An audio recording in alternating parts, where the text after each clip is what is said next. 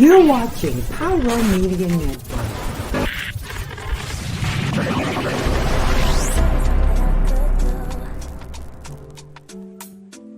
I could be running or I'm chasing you, but I won't, 'cause I got better things to do.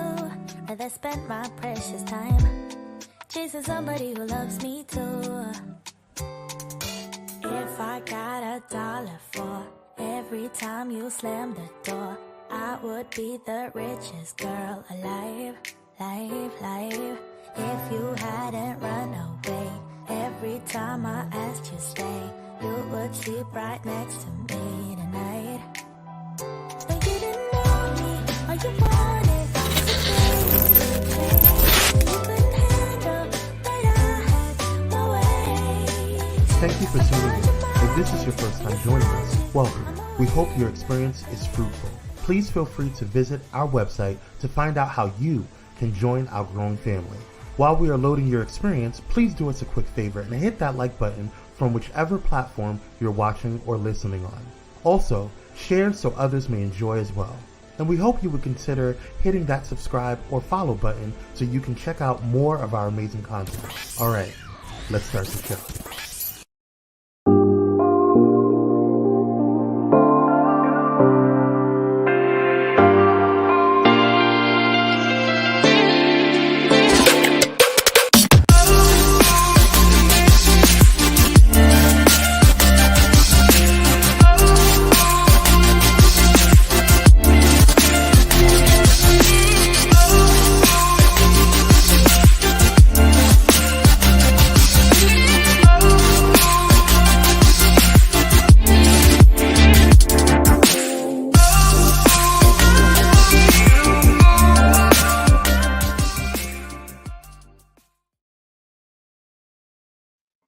Hey, everybody. Happy Friday, Junior. Happy Friday, Junior. Yes, we are almost to the weekend. I am so excited. I'm Nicole D. Vick of Nicole D. Vick Live. Yay, we are in, what month is this? April. I was about to say March. We are not in March, child. March is gone. We are in April. Spring has sprung. And it's a beautiful time. We got our time back. The more daylight thing happened and all that good stuff. So I'm like, oh yes, I get off work and the sun is still out. I'm happy because back in the day, right, when the time went the other way, you walk outside at 4 o'clock, 5 o'clock. It looked like it's midnight. I was like, this is just too much for me. But we finally have our sun back. It is springtime, and I am so excited. Now, you know, Nicole D. Vick Live is the space where I talk about all things important for Black folk because I'm Black and I feel like I just need to talk about stuff that I know about and I'm well versed in. We don't travel further than what I know to be true for myself and for my community. Hey. So with it being spring, I feel like this is the time of year. Graduations are coming up. People are, planning hopefully to travel and stuff. So I wanted to talk about travel as liberation.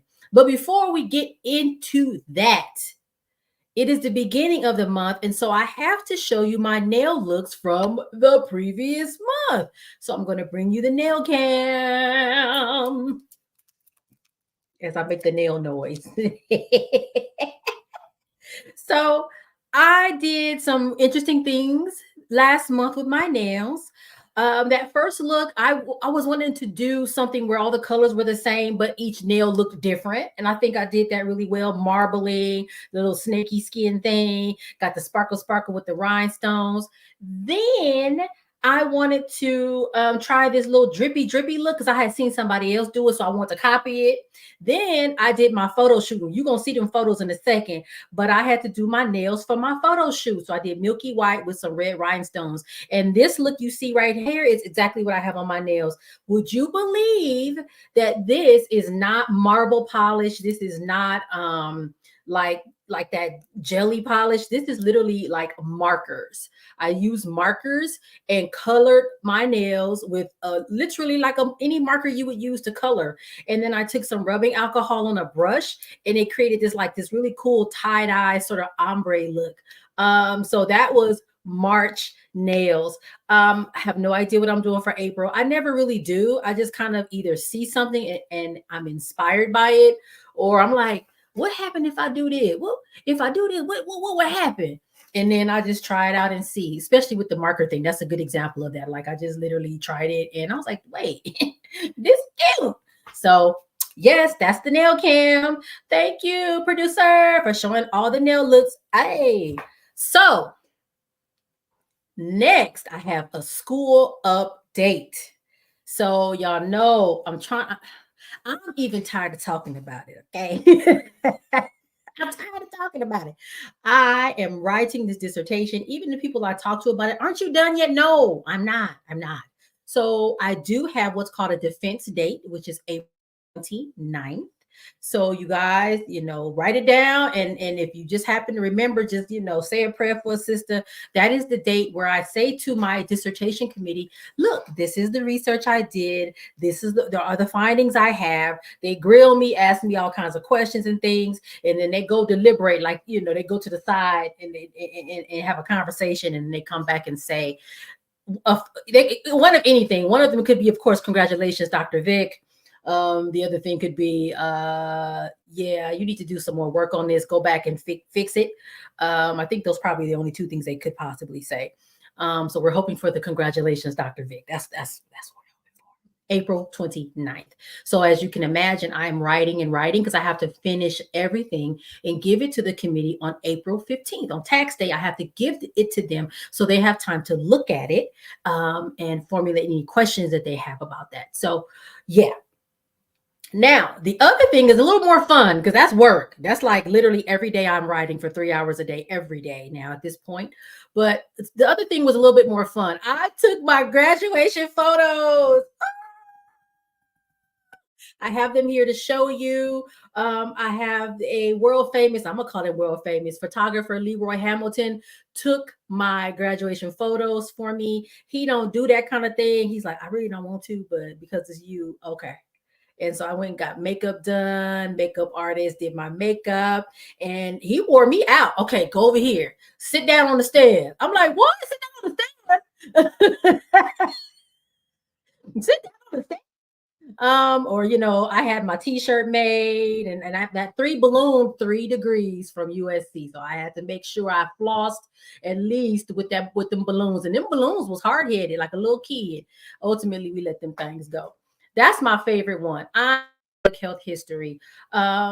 Because my dissertation, even though my degree is in education, in organizational change and leadership, my dissertation is on public health, specifically the Black public health workforce. So yes, I am public health history, but I also feel like I'm the future of public health as well, because there's a lot of things in my research that I feel like is really, really important. So that's one of my favorite ones. I think he showed the one with the hoops, my Dr. Vick hoops on. I love this one a lot too as well. You see the Sankofa bird at the top of my whatchamacallit thing. It was a really fun day. I have videos, so if you go on my Instagram, he got me, showing me dancing and just being jubilant and happy. He interviewed me.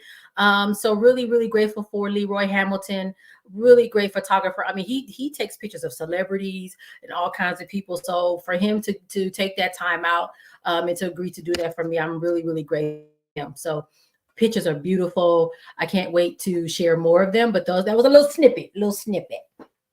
All right. So now let's pivot. Let's pivot a little bit to this topic, travel as liberation. Now, if you are following me on social media, you probably saw a video I took maybe 30, 45 minutes ago, because it just hit me the night before. And I was like, you know what? For my ancestors and people who look like me, their ancestors, unfortunately, their first international trip out of their home country, home continent, was into servitude and bondage.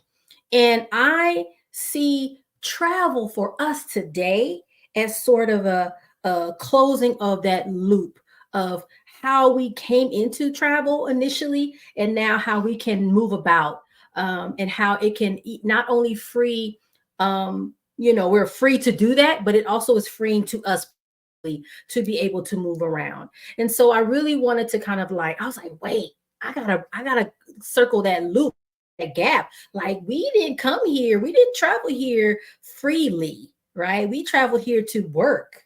and it wasn't to do that. But like now we can move and we can travel, and it means something different to us. And in some ways, it can be very freeing and liberating.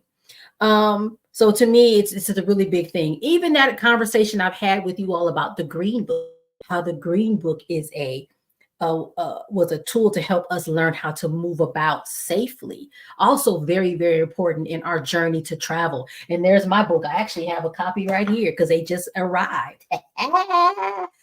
Producer, you will be getting your copy very soon. Thank you for being the first to order one. Look at that. Look at that.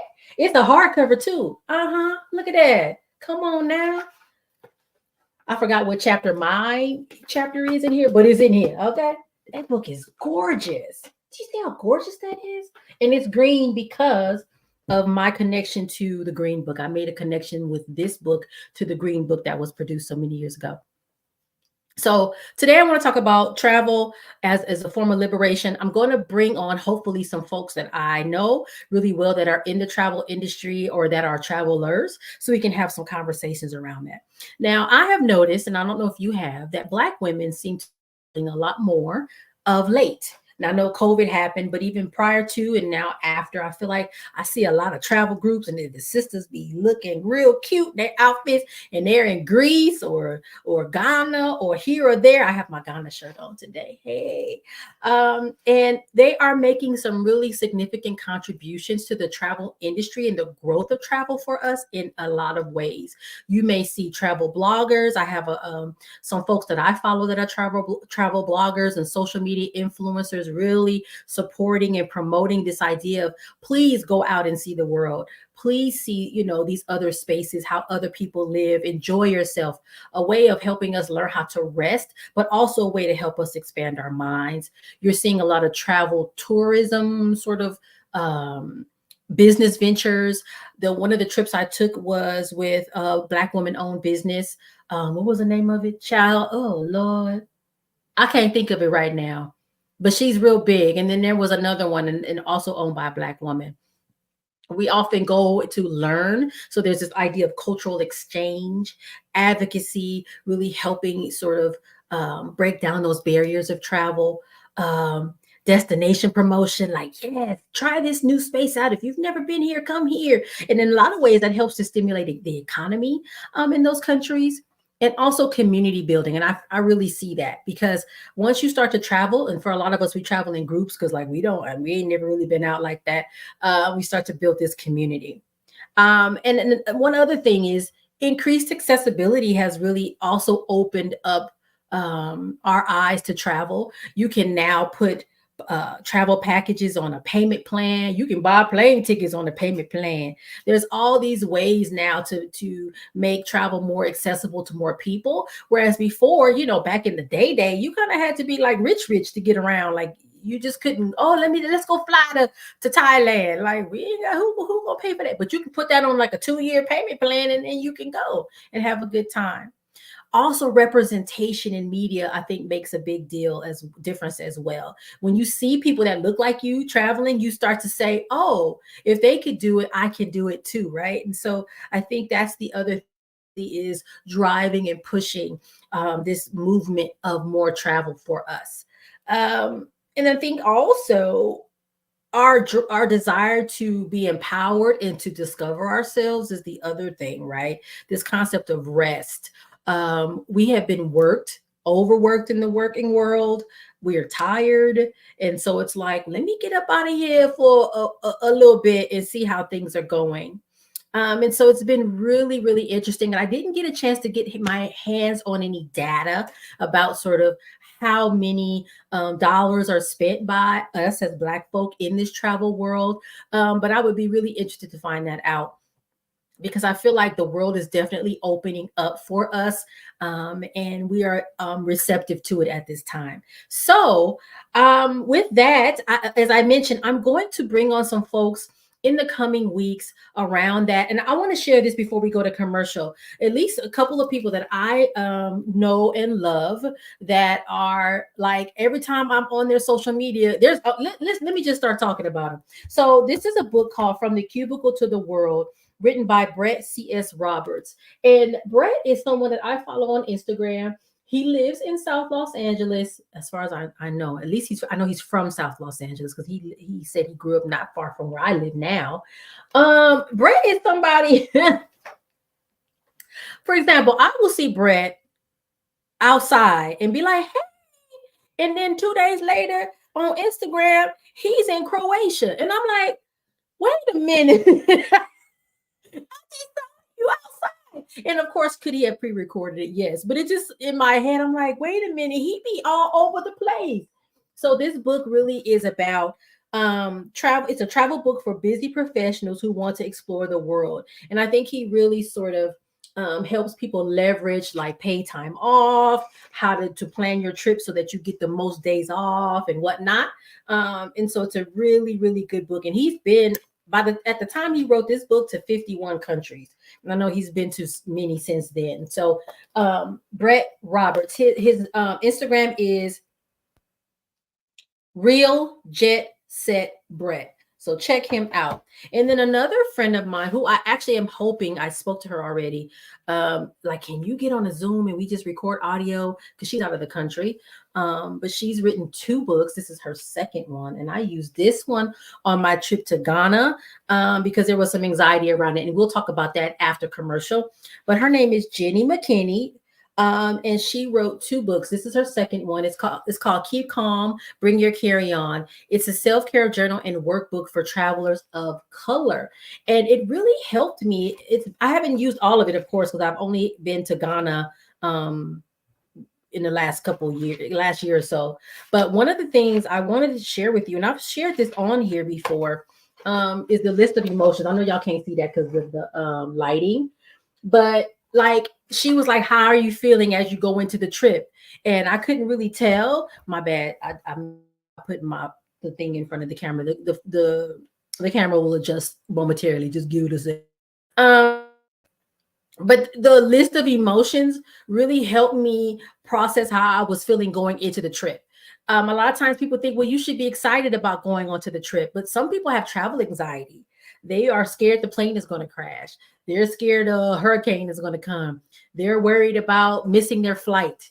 And so that list of emotions helped me identify how I was feeling and how I was going to process that out as I got to my destination. So I hope I'll get a chance to speak to her so we can actually air an episode of her next week because she's amazing. She is in South Africa right now. And we actually worked together for many years here in LA, and she left and now she's away. So just want to share those 2 folks with you. And there's some other people that I follow as well that are really cool travel bloggers and things. So let's go to commercial. And when we come back, I want to talk to you about my travel journey, and I'm not going to sit here and act like I'm a globetrotter. I am not at all. But how in my experience in my little bit of, traveling, how I feel like I have been liberated in so many ways. So let's go to commercial and we will come right back.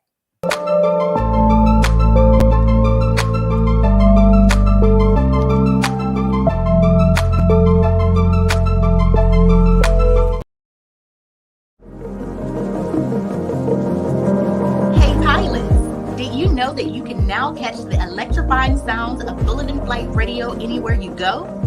Yes, you heard it right. Tune in to the high-flying beats and soaring melodies by downloading the TuneIn app on your mobile device. Just search for Bullet and Flight Radio and hit play. It's that easy. And if you have a smart device like Alexa or Google, just say, hey Google or Alexa, play Bullet and Flight Radio on TuneIn.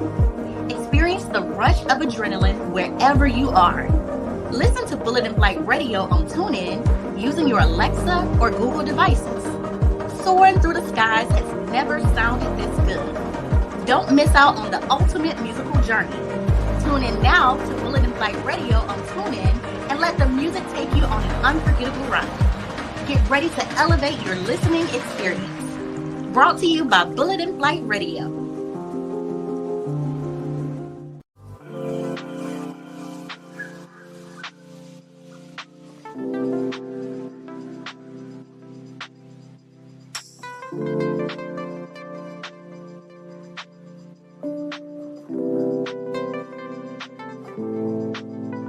because self-care should be luxurious. Luxe Noir.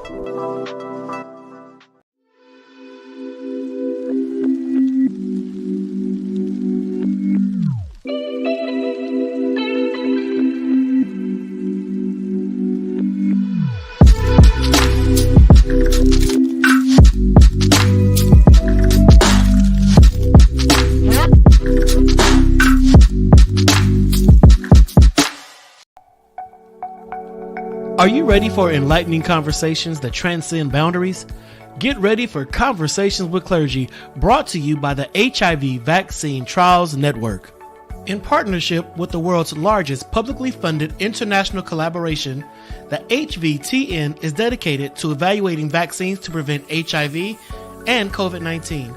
But their impact doesn't stop there. The HVTN is at the forefront of advancing vaccinology, social and behavioral sciences, statistics, immunology, and even contributing to the research on tuberculosis and COVID-19 vaccines. By supporting Conversations with Clergy, the HVTN not only brings you thought-provoking discussions, but also contributes to the global effort to combat infectious diseases. Tune in, stay informed, and be a part of the change. Conversations with Clergy, supported by the HVTN, empowering conversations, empowering lives. Join us in this journey of knowledge, understanding, and progress. Conversations with Clergy, proudly brought to you by the HIV Vaccine Trials Network, because together we can make a difference.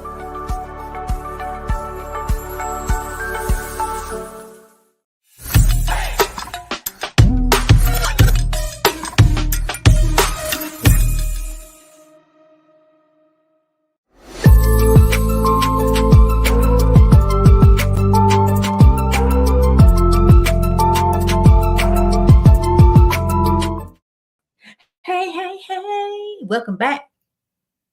All right, y'all, let's just jump right in. So 5 years ago, I took my first international trip. So I went to Thailand. I have friends, and luckily I have friends that travel, and they were like, hey, you should go with us on a trip. And I'm like, what? I don't know. I'm scared. And you know, I don't know what was said, but I was convinced, okay, fine. So I booked a flight, or I booked a package with a friend and her cousin, and then I guess they all kind of travel in this kind of group. And so I was like, all right. And before I could even really think twice about it, I'm like, fine. And I put my little deposit down and started paying on this trip. And I will say this, giving some context, and I know I'm not the only one. I grew up in South Los Angeles. Travel was the furthest thing from my mind. You know, growing up, maybe when I got to college, you know, you hear people, yes, I went to Greece. Oh, it was beautiful. And they have these conversations and you know, oh yeah, did you go here? Oh yes, I sure did. And I'm looking like, girl, I ain't been nowhere but down the street, right? For us, travel was just not a thing in my family. We didn't go anywhere. My mom, to this day, my mom has to be in her 70s or close to it by now. She hasn't been on a plane. So the furthest we went was Lake Mead, Nevada. Las Vegas, Lake Mead, Henderson area in Nevada. But we got there in the car, right? Nobody flew in those days. So that was the extent of my travel. And again, I get to college and everybody's talking about, oh, I've been here and I went there for vacation. And I learned at that time that travel was a privilege, right? That it was for people that could afford it. And that had the time to move about the world. So traveling was just not on my, radar at that time in my life. And then I got to college, right? Undergrad, I walked into college as a pregnant teen. So I definitely wasn't going nowhere then, right? I got to stay home and I got to take care of my child. So fast forward, I guess it finally came to my mind. It's time to sort of expand my horizons, to see things other than what's in front of me in my neighborhood, right? And so I booked that flight. And if people would ask, "Are you excited? Are you excited? Are you excited?" And I'm like, no, I don't know. It was kind of this fear. Yet I said to myself, I'm still going to do this anyway. And the fear really came from the flight. I have flown before to Vegas, to New York. I've flown to other parts of the country before, but I had not flown internationally. And so the thought of 10, 12, 14, 15 hours on a plane, I was like, what's going to happen? I don't know. I've had some anxiety before on a 5-hour flight from here to New York, or no, from here to Florida. And it was very sort of scary for me. So I had that fear. But I think the thing about me is I can be afraid of a thing, understand the irrationality of that fear to some extent, and still push through it. Like, Nicole, you're safer on this plane than you are in your car, technically. That doesn't really help with the irrational side of the fear. Like, but it could crash, I could die. Like, what? But I still know enough to know that a lot of that fear is, girl, you just gonna have to go and not be afraid of what's on the other side. And I think that's kind of a lesson for life in general. Like, sometimes you just gotta move. And so that first trip to Thailand was amazing. I got over the fear. I also had a little bit of medication from the doctor. I said, doctor, anxiety. He said, okay, I'm gonna give you some Klonopin, and I was fine. So got there. We did all the touristy things. One thing I will say to you all, if you have not traveled internationally yet or considering it, there's some things that you should think about doing. And I'll talk a little bit about both trips too, because I went to Thailand first, and then I went to Ghana in 2022. Yes. One of the things I did in Thailand is I got clothes made, because I love clothes, y'all. So I had bought fabric from a friend of mine who had a business, and she had African print fabric. So crazy me, I took African print fabric to Thailand and had them make me a couple of dresses. I got a wool coat made. I got 2 suits, a red suit and a black suit, all kinds of things made. I thought that was really important for me to do. I think did I pay with my credit card? I probably did, because it was expensive. It wasn't expensive as it would have been if I gotten it done here, but it wasn't cheap, right? I tried durian, and I didn't like it, but I tried it. So, again, that's kind of what travel does. It opens your horizons. You get a chance to try things. We went to the market where they have all the fake Gucci purses. I didn't buy one because I would have got clowned by Nomsa. So I didn't. But they had all the fake purses and stuff. It was just really cool to kind of just experience things, try new foods, see what the culture is about and whatnot. It was also a time to rest. And I talked about that earlier, where for us as Black women, we often don't get that experience or their opportunity to rest. So then I went to Ghana. So you'll see pictures. The first set you just saw was Ghana. These are the Thailand photos. And again, I think for me, going to Ghana was a different kind of experience. Thailand was beautiful and it was great, but going to the mother continent for me was an entirely different experience that actually even to this day brings up a lot of emotion for me. To be able to go somewhere where everybody looks like you, all the billboards look like you, the television shows look like you, right? You hear the drummers and it sounds like the drum circle at Leimert Park. It's like it was a wild experience, but in a good way, a beautiful experience. And I hope to go back. Now, again, do things that are interesting to you. For me, it's clothes. So I got that dress made. That jumpsuit that you just saw a second ago got made there in Ghana. I did a photo shoot. That's me. They did my makeup, baby. I was like, who is this? Who is? And look. It had an amazing time. Did see the slave castle, and that just tore me up, crying. All of us, we just tore up. And I think that was something that was important for me to experience, to see where my ancestors potentially traveled through to get here, and to think about and consider the fact that they survived. That is powerful. That I'm here because they were there. And they made it, right? So I definitely will spend time there again and go see other countries there. But again, I think it's just an amazing experience to be able to see something different from what you're used to. I think it gives you a different kind of respect for people. And a little bit more of a sort of like, oh, wow, we're really all here on this thing, this planet, trying to make it through. And all of us have value, and all of our cultures are beautiful, right? So you don't necessarily get that when you're sitting in your own little box. And I understand that, again, for a lot of people, this is not attainable. It's not, it's not necessarily affordable at the moment, but I do encourage, there are payment plans. There are ways to pay things over time to be able to travel. There's a guy I work with, and he travels a lot. And I was really actually surprised at how much he travels. And he's been to Japan. He's been everywhere. And I'm like, I love that for him, that he has prioritized that for himself and his family. So I strongly encourage you all to travel and move about. Some things I'll also share. One of the issues that I kind of faced is, okay, I'm fat. And I know people, oh no, you're not fat. I am fat. Fat is not a bad word. I'm fat. It is what it is. So then it's like, am I going to fit in the plane seat? What's going to happen when I get there? Are the seats going to be small? And whatnot. Yes, you can learn about everything of what's going on in the country, and you also learn a lot about who you are. And let me say this before I go into what I was going to say a minute ago.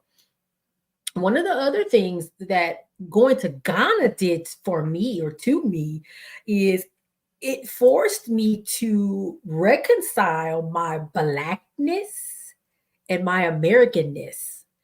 Now, I'm going back to the dissertation, and I'm sorry, it's just the reality. So part of my dissertation, I talk about a concept that W.E.B. Du Bois talked about. Now, when I went to Ghana, I actually had a chance to go to the house that W.E.B. Du Bois lived in Ghana. So it was kind of crazy to be writing about him in my dissertation around Black local health department employees, and literally went to this man's house and looked through his books and saw his regalia when he was his Harvard cap and gown.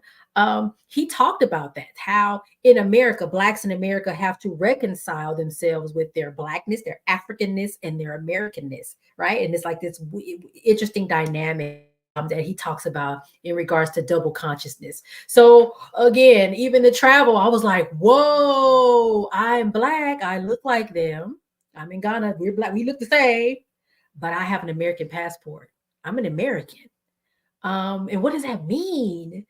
Because in America, I don't necessarily feel fully American. I don't feel fully accepted by American culture, but also I am a Black person with roots from, of course, the mother continent. So it was just like this, like my brain was like, hello, wait a minute, what? What's going on? And also reconciling the fact that I'm not African. Like I don't have, for example, in Ghana, I'm not from Ghana. I don't have that cultural sort of reference in that respect. You understand what I'm saying? So that was an interesting thing. And I really thought I sat with that for a long, long time. So let me go back to what I was saying. And thank you. I didn't catch the commenter's name. That was a great comment. Thank you for that. Some of the things I wrestled with initially, especially with Thailand, because that was my first time. I was on plus size. I'm fat. So I'm like, am I going to fit in the plane seat? Am I going what's going to happen when I get there? Am I going to be too big for anything? What's going to happen? And again, going back to this idea of having travel bloggers and people out here, super important. One of the women that I follow, and maybe one day I'll be able to get her on, Annette Richmond. She has a group and she's been running it for like almost a decade, I feel like, or something close to that. Fat Girls Traveling. And so she provides that kind of context, like, hey, you ask for a seatbelt extender. You can do these things. If you're going to this country and you're trying to want to do this thing, but you're scared to go zip lining, try this zip lining company, right? So she's really that person, that expert that's providing those resources. And on top of that, provides that community so that you can ask those kinds of questions. You can get that kind of feedback from other fat travelers that have been where you were planning to go and can give you that support. So I really appreciate those types of social media influencers that really bring that value. And I can't sit here and act like, she's a Black woman too. And so lifting her up as a Black woman who's providing that value to this community has been amazing. So everything worked out okay. I have gotten comfortable. Excuse me, I need a seatbelt extender. Okay. Other things that maybe you want to learn or know about. I would say at this point in my life, I'm 45. I think the next time I go on a plane, I'm going to have to fly first class. I cannot sit in them regular seats no more.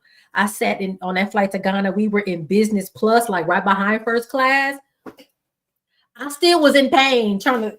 So that business class gives you more leg room. I don't need leg room. I'm 5'4", baby. I need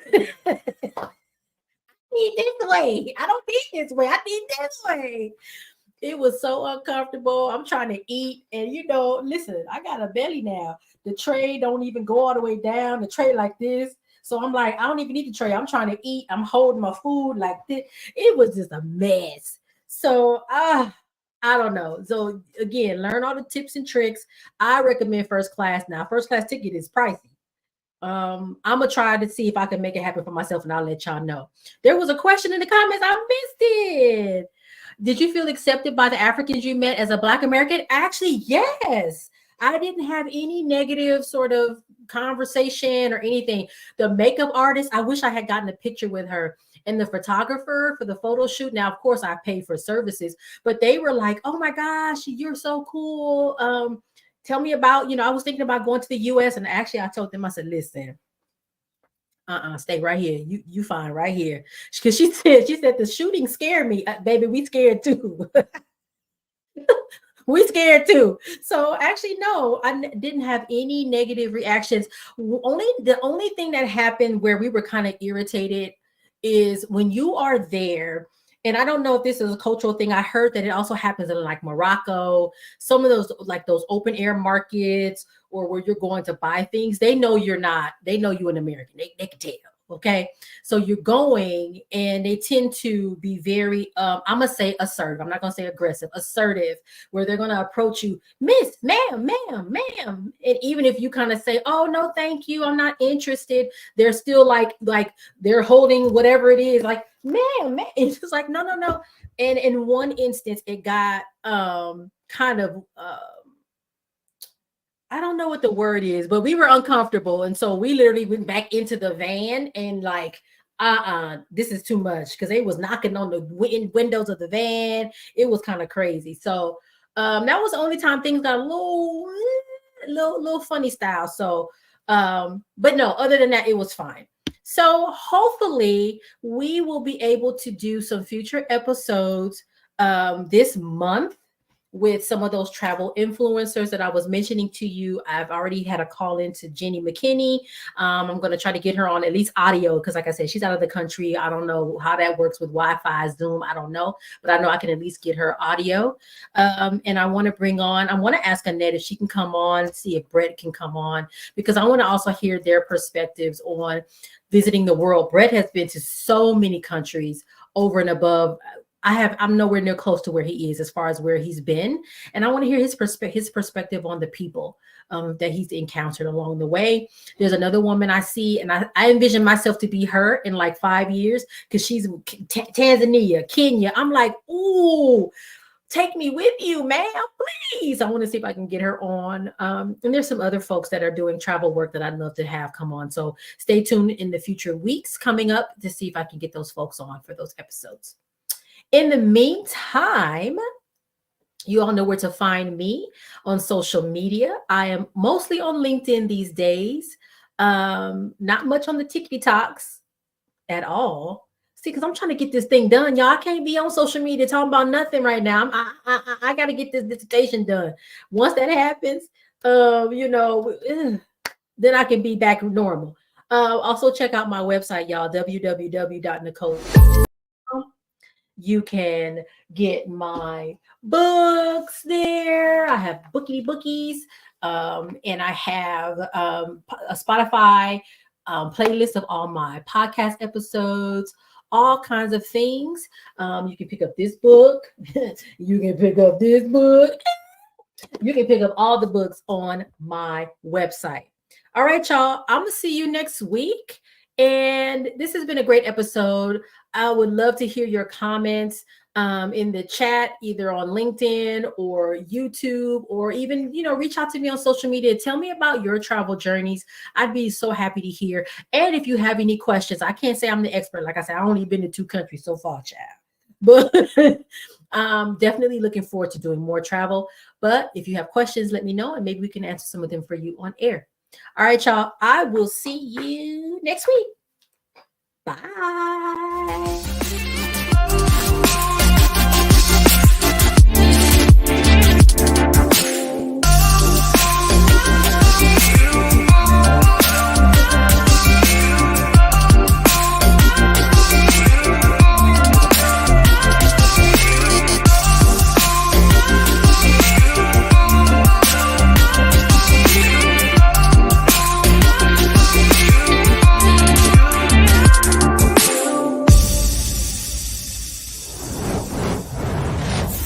Thank you for watching Pyro Media Network. For more information, please visit pyromedianetwork.com.